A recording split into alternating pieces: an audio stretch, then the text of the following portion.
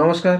আমরা আজকে আবার আমাদের একজন বহু পুরনো মেম্বার কল্লোলবাবু, আর আজকে উনি ঠিক 1 বছর পর ওনার অভিজ্ঞতা আমি শুনতে চাই যে উনি ঠিক কী কী রিয়েলাইজ করেছেন, ওনার কী কী ফিলিংস, ওনার আহ, শুরুটা, তার মাঝখানে আর আজকে এই টোটাল জার্নিটার একটু সামারাইজড আমি একটা যদি আপনি আমার হিস্ট্রি আমাদের যদি সকলের জন্য যদি শেয়ার করেন।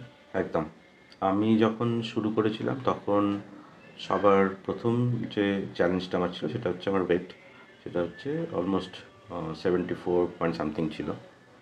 সেখান থেকে আম, আমার একটা অ্যাসিড রিফ্লাক্সের প্রবলেম হয়। ডিফারেন্ট ডক্টর কনসাল্ট করার পর the number one prescription was, মানে ওষুধ তো আছেই, but weight loss is the most probable feasible option. So I took up the challenge. এরপরে তো the journey with this yoga is for last 1 year. তো gradually প্রথমে 74 থেকে মার্চ এপ্রিলে I came down to around 63-64। এখন অলমোস্ট ওই 61.8 62.2 এরকম থাকে ওয়েট অলমোস্ট। তো এই ওয়েট লসটা পুরোটাই করেছি। আদার ইমপ্রুভমেন্টস যেগুলো আমি রিয়েলাইজ করেছি, নাম্বার ওয়ান অবভিয়াসলি গ্যাস্ট্রিকের যে অ্যাসিড প্রবলেমটা ছিল সেটা তো একদম চলে গেছে। যে ওষুধগুলো তখন দেওয়া হয়েছিল আমাকে লাস্ট অক্টোবর মাসে, তো সেগুলো অ্যাজ ইট ইজ পড়ে আছে ফর দ্য লাস্ট 1 ইয়ার। মানে যেগুলো আপনার অ্যাসিড রিফ্লাক্স খুব বেশি হলে, খুব অসুবিধে বেশি হলে যেটা খেতে বলা হয়েছিল, খেতে বলা হয়েছিল। সেটা I didn't even touch for the last 1 year, মানে একটা ওয়াও। সিঙ্গেলও খাইনি। তো that is one thing. Cholesterol has come down a লট।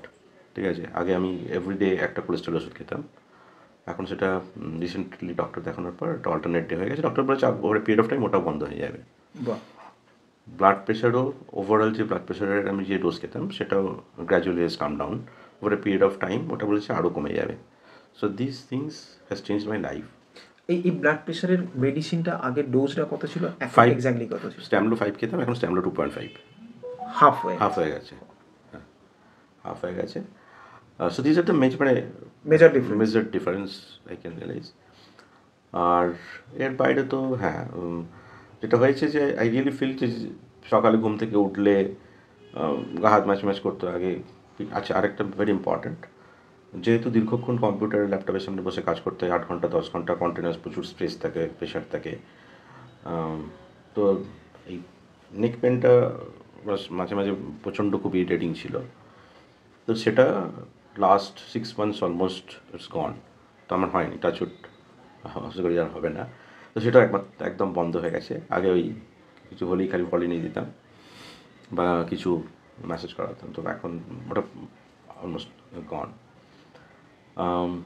আরেকটা যেটা আমি ফিল করেছি সেটা হচ্ছে সকালবেলা উঠে একটু থাকে, একটা লেথার্জি থাকে, কখনো একটা মনে হচ্ছে গাটা ম্যাচ করছে। আমি যোগাতে শুরু করার পর যখন বেরিয়ে যাই, এভরিথিং ইজ গন। সো এই একটা freshness I feel. So this are the major differences and I really enjoy ইট।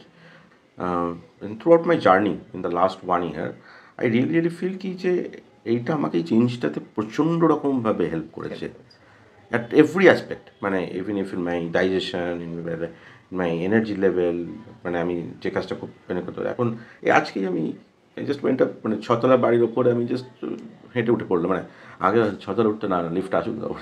তো এই জিনিসগুলো আমি রিয়েলাইজলাম very easily, I can do it very easily.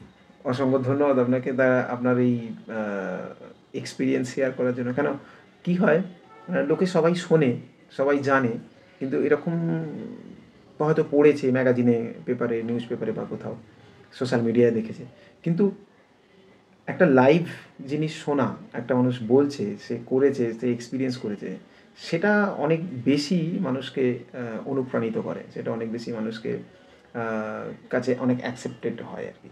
তো সেই কারণেই এই ভিডিওগুলো আমাদের করা। আশা করি আপনার মতো যারা সমস্যায় ভুগছেন তারা অনেকেই অনুপ্রাণিত হবে। একদম নিশ্চয়ই।